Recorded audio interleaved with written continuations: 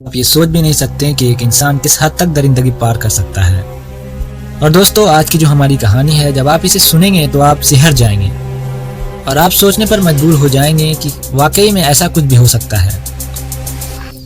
अगर आप नए हैं तो चैनल को सब्सक्राइब करने के साथ कमेंट बॉक्स में अपनी बात जरूर लिखिएगा। आज की कहानी पाकिस्तान के कराची शहर की है। पाकिस्तान के कराची शहर के पास गुलशन इकबाल नाम की एक जगह है, जहां पर आशिक हुसैन अपनी बीवी नरगिस और 6 बच्चों के साथ रहता था। और दोस्तों, ये सभी लोग गुलशन इकबाल के एक स्कूल में रहते थे, जो पिछले 9 महीनों से वीरान पड़ा हुआ था, क्योंकि आसपास उसके लोग नहीं रहते थे, जिसके कारण से स्कूल के मालिक ने आशिक हुसैन को उसकी चौकीदारी करने के लिए वहां रखा था। और इसी स्कूल के एक पुराने क्वार्टर में आशिक हुसैन और अपनी बीवी नरगिस और 6 बच्चों के साथ रहता था। लेकिन दोस्तों, ये बात स्कूल के मालिक को कहाँ पता थी कि इस स्कूल में एक भयानक कांड होने वाला है। दरअसल दोस्तों, 13 अप्रैल 2022 की सुबह, या यूं कहें रात के 3 बजे, घर के सभी बच्चे आराम से अपने कमरे में सो रहे थे। तभी घर की 15 साल की सबसे बड़ी बेटी की अचानक से नींद खुल जाती है। उसे कुछ चिल्लाने जैसी आवाज सुनाई देती है। वे सभी बच्चों के साथ रात के 3 बजे सो रही थी, लेकिन वो आवाज सुनकर वो आंख मलते हुए उस कमरे की ओर जाने लगती है जहाँ से आवाज आ रही थी। आवाज जो आ रही थी वो उसके अब्बू आशिक के कमरे से आवाज आ रही थी।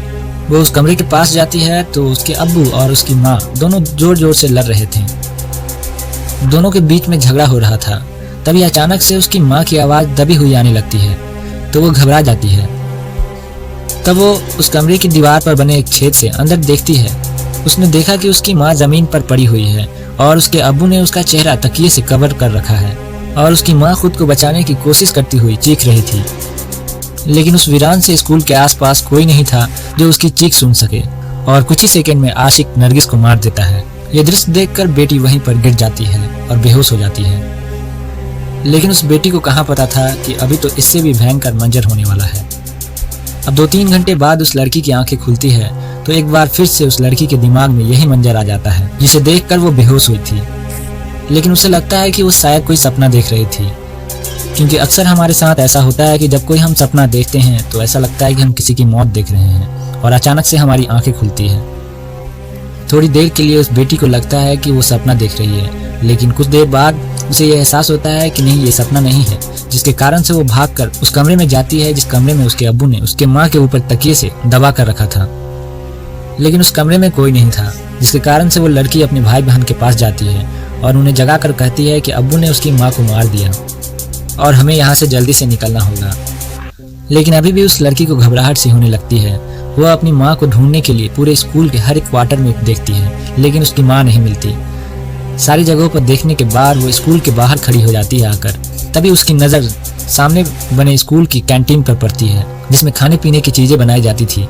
लेकिन वो कैंटीन जो था वो बंद था। कभी कभी ये परिवार के लोग उस कैंटीन में खाना बनाया करते थे। जैसे ही वो लड़की कैंटीन को देखती है तो उसे लगता है कि मैंने सारी जगह तो माँ को तलाश कर लिया है, लेकिन कैंटीन नहीं देखा है। हो सकता है माँ यहीं हो। और वो कैंटीन की तरफ जाती है, और जैसे ही वो कैंटीन में दाखिल होती है, दाखिल होते ही उसने वो मंजर देखा जिसे देखकर उसके रोंगटे खड़े हो जाते हैं। दरअसल उसने देखा कि एक बड़ी भट्टी में आग जल रही थी और उसके पास खड़े थे उसके अब्बू, जो खून से लथपथ थे। और दोस्तों, उस भट्टी पर एक बड़ी सी कढ़ाई में कुछ पक रहा था। लेकिन जैसे ही उसने भट्टी के पास पड़ी एक कटी हुई टांग को देखा, उसका दिल जोर जोर से धड़कने लगा। वो कुछ बोल नहीं पाई। तभी अचानक से उसके अब्बू उसकी तरफ देखते हैं, और ये भयानक दृश्य देखते ही वो लड़की वहाँ से तेजी से भाग जाती है, क्योंकि लगभग अब दिन निकल चुका था। इसी कारण से कैंटीन के कुछ दूरी पर उसे कुछ लोग दिखाई देते हैं। वे भागकर उन लोगों के पास जाती है और इस घटना के बारे में बताती है। वो लोग भी इस लड़की की बात सुनकर घबरा जाते हैं और उस जगह पर अकेला जाना उचित नहीं समझते हैं। उनमें से एक शख्स पुलिस को कॉल कर देता है और कुछ ही देर में उस जगह पर पुलिस पहुंच जाती है, और पुलिस और स्थानीय लोग उस कैंटीन के पास पहुंच जाते हैं। पुलिस जब उस कैंटीन के पास पहुंची तो सामने उन्हें वो मंजर दिखाई देता है जिसे देखकर उनके हाथ पैर फूल जाते हैं। और दोस्तों, एसएचओ सलीम अवाम ने बताया कि आज तक उनकी पुलिस के कैरियर में उन्होंने ऐसा केस कभी नहीं देखा। दरअसल उस कैंटीन से आशिक हुसैन अपने 3 बच्चों को लेकर भाग चुका था, लेकिन उस भट्टी में अब तक आग जल रही थी। आग बुझाकर पुलिस ने जब उस कढ़ाई में देखा तो देखा कि उस कढ़ाई में नरगिस को उबाला जा रहा था।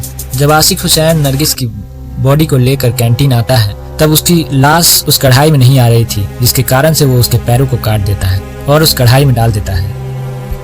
और दोस्तों, नरगिस की मौत का कारण पता चला तो ये भी एक चौंकाने वाली बात थी। इसे सुनकर आपको भी बड़ा गुस्सा आएगा। जब पुलिस नरगिस की लाश को उस कढ़ाई से निकाल रही थी हाथ पकड़कर, तब उसके शरीर से उसका हाथ निकलकर बाहर आ जाता है, क्योंकि उबलने के कारण उसके पूरा शरीर नरम पड़ चुका था। पुलिस उस लाश को प्लास्टिक के थैले में डालकर पोस्टमार्टम के लिए भेज देती है। जब वो 15 साल की बच्ची और उसके मामा यानी कि नरगिस के भाई से पूछताछ की जाती है, तब वो सच्चाई सामने आती है जो इससे भी दुख भरी थी। दरअसल आशिक हुसैन शराब पीकर रोज अपनी पत्नी से लड़ाई करता था। दरअसल आशिक हुसैन एक अजीब किस्म का इंसान था।